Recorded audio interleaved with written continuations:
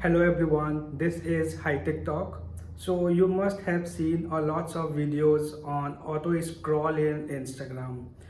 So many of the users they are worried like they don't have this option in their Instagram account.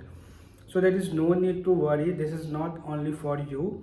This is for many users. So basically what happened whenever Instagram come up with a new update, initially they give this feature to a first batch of people and they see how people are using it, are they using it. So on the basis of that they keep increasing the audience, and when they see okay there is a very good response, then they publish that feature globally.